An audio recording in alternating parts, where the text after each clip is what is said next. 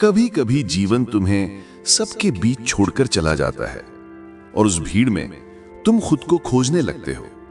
तुम सोचते हो कोई नहीं है जो तुम्हें समझे। बस सच तो यह है कि यही वो क्षण होता है जब ब्रह्मांड तुम्हें स्वयं से मिलाना चाहता है। अकेलापन सजा नहीं, साधना है। जिस दिन तुम इससे डरना छोड़ दोगे, उसी दिन तुम भीतर के महादेव को महसूस करोगे। शिव ने हमेशा एकांत चुना क्योंकि उन्हें पता था भीड़ में जो सत्य दिखता है वो असली नहीं होता। सत्य मौन में छिपा है, और वो मौन जो हिमालय की बर्फ से भी अधिक स्थिर है। लोग कहते हैं अकेला रहना कठिन है, पर कठिन तो वो है जो अपने भीतर से भागता है, जो अपने विचारों से डरता है, जो अपने मौन की आवाज नहीं सुन पाता। शिव का मौन यही सिखाता है कि जो स्वयं में संपूर्ण है, उसे किसी संग की आवश्यकता नहीं। जब आत्मा पूर्ण हो जाए तो संसार भी अधूरा नहीं लगता। एकांत में जब तुम बैठते हो तो मन शुरू में शोर करता है। पुरानी बातें, दर्द, पछतावे, इच्छाएं सब उठ खड़े होते हैं। पर यदि तुम उस शोर को सुनते रहो तो एक दिन वो शांत हो जाता है, और उस शांति के बाद जो बचता है वो तुम्हारा असली रूप होता है। महादेव वही शांति है।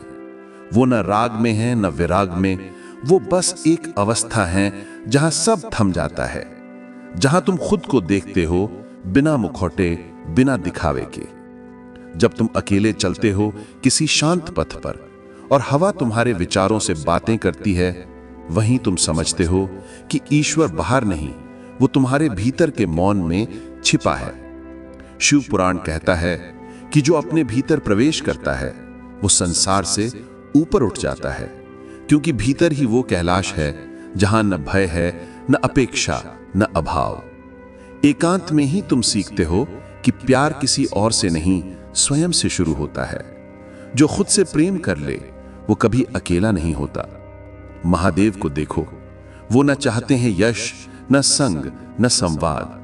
उनकी भस्म ही उनका वस्त्र है, उनका मौन ही उनका संगीत है। वो भीतर जले हैं और उसी ज्वाला में ठंडक पाली है। वो भीतर गिरे हैं और वहीं परमोत्कर्ष पाया है। कभी तुम भी अपने भीतर उतर कर देखो, वहां तुम्हें एक आग मिलेगी जो तुम्हें जलाएगी नहीं, जगाएगी। वो आग है ज्ञान की, सत्य की, जागरण की। अकेलापन तब तक दर्द है जब तक तुम उसे स्वीकार नहीं करते, पर जब तुम उसे गले लगा लेते हो, वो तुम्हारा गुरु बन जाता है। वो तुम्हें सिखाता है कि कैसे भीतर का खालीपन सबसे बड़ी ताकत बन सकता है। महादेव कभी भागे नहीं, उन्होंने हर भावना को देखा, हर पीड़ा को जिया, हर विनाश को अपनाया, और तभी वो शिव बने। क्योंकि जो खुद से नहीं भागता वो ही अमर हो जाता है। जो खुद से प्रेम करता है वो किसी से घृणा नहीं कर सकता।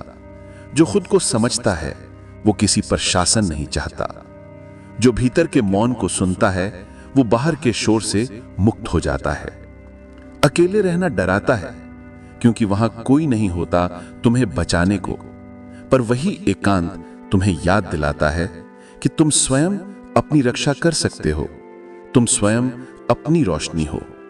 कभी किसी पर्वत के किनारे बैठो जहां हवा धीमे से बालों को छूती है, जहां दूर कोई आवाज नहीं आती, वहीं तुम समझोगे कि जीवन तुम्हें किसी मंजिल पर नहीं, तुम्हारे भीतर ले जा रहा है। महादेव की राह भी यही है। भटकना नहीं, ठहरना। मांगना नहीं, स्वीकार करना। दुनिया को बदलना नहीं, अपने दृष्टिकोण को शुद्ध करना। जो एकांत में जीना सीख गया वो मृत्यु से नहीं डरता, क्योंकि उसे पता है मरना सिर्फ एक अवस्था है, जैसे सांस लेना और छोड़ देना। अकेलापन शिव का वरदान है, क्योंकि वहां आत्मा और परमात्मा एक हो जाते हैं। वहां कोई और नहीं होता, सिर्फ मैं और वो रह जाते हैं। और धीरे धीरे मैं भी मिट जाता है, केवल वो रह जाता है। तभी तो कहा गया, शिव ही शून्य है और शून्य ही शिव। जो इस रहस्य को समझ गया वो किसी संबंध से बंधा नहीं, पर हर आत्मा से जुड़ा है। तो अगर आज तुम अकेले हो तो डरना मत। ये कोई खालीपन नहीं, ये आमंत्रण है। एक पुकार है तुम्हारे भीतर से कि अब वक्त है खुद से मिलने का। क्योंकि जो खुद से मिल गया वो महादेव को पा गया। वो संसार में रहकर भी मुक्त हो गया। उसका मौन ही उसका ध्यान बन गया और उसका एकांत ही उसका कैलाश बन गया। अकेले रहना सीखो, क्योंकि वहीं तुम अपनी आत्मा की आवाज सुन पाओगे। वहीं तुम जानोगे कि ईश्वर बाहर नहीं, वो तुम में ही है। वहीं तुम पाओगे कि जब सब चला जाता है तब भी शिव रह जाते हैं, और वही सत्य है, वही शांति है, वही तुम हो। स्वागत है आपका टोन टेम्पल रेडियो पर। यदि आप गीता, शिव महिमा और आत्मज्ञान की गहराई में उतरना चाहते हैं तो अभी सब्सक्राइब करें और जुड़े रहिए हमारे साथ।